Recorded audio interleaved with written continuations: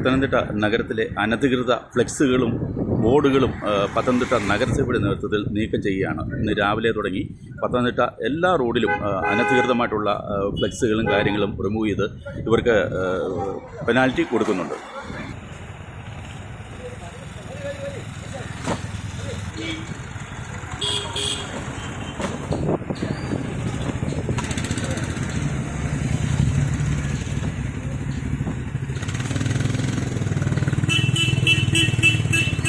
നഗരത്തിലെ മുഴുവൻ ബോർഡുകളും പൊളിച്ചെടുത്തുകൊണ്ടുമാണ്. അനധികൃതമായിട്ടാണ് ഫ്ലെക്സുകൾ പലതും നിർമ്മിച്ചിരിക്കുന്നത്.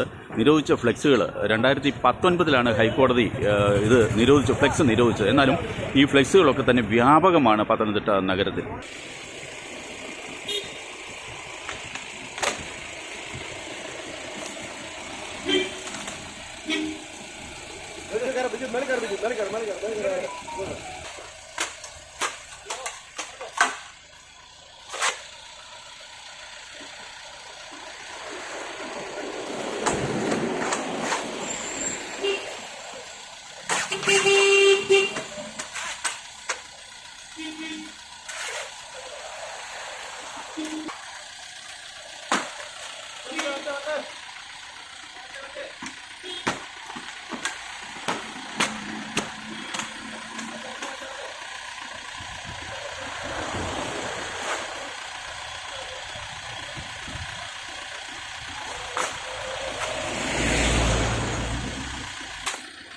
നഗരത്തിലെ മുഴുവൻ ഫ്ലെക്സുകളും നീക്കുകയാണ് പത്തനംതിട്ട നഗരസഭ.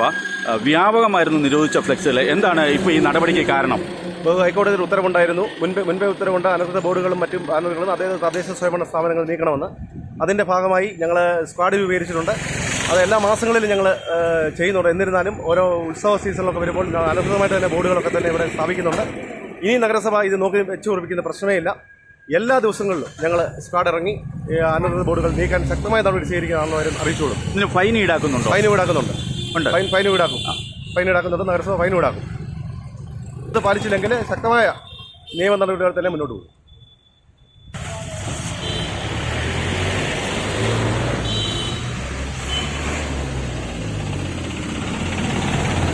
നഗരസഭ ഒരു വിട്ടുവീഴ്ചയ്ക്കുമില്ല. ശക്തമായിട്ടുള്ള നടപടിയുമായിട്ടാണ് നഗരസഭ എന്നാണ് പറഞ്ഞിരിക്കുന്നത്. ഒരു വിട്ടുവീഴ്ചയുമില്ല.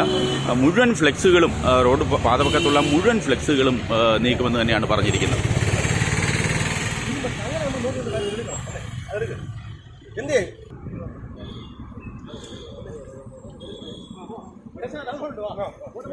ഫോട്ടോ എടുക്കരുത്.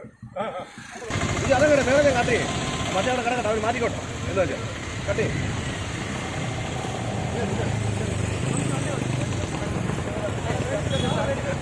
ഇതെല്ലാം പാതവക്കിലാണ്. മിക്ക ബോർഡുകളും അനധികൃതമായിട്ടാണ് റോഡിൽ സ്ഥാപിച്ചിരിക്കുന്നത്. ഇതിനെതിരെയാണ് പത്തനംതിട്ട നഗരസഭ സ്പെഷ്യൽ സ്ക്വാഡ് രൂപീകരിച്ചിട്ട് ശക്തമായിട്ടുള്ള നടപടികളുമായിട്ട് എല്ലാ ദിവസവും ഇറങ്ങുമെന്ന് തന്നെയാണ് ശ്രീ മനോജ് നമ്മളോട് അറിയിച്ചിരിക്കുന്നത്. ഒരു രീതിയിലും അനധികൃത ബോർഡുകൾ ഫ്ലെക്സുകൾ അനുവദിക്കത്തില്ലെന്ന് തന്നെയാണ് പറഞ്ഞിരിക്കുന്നത്.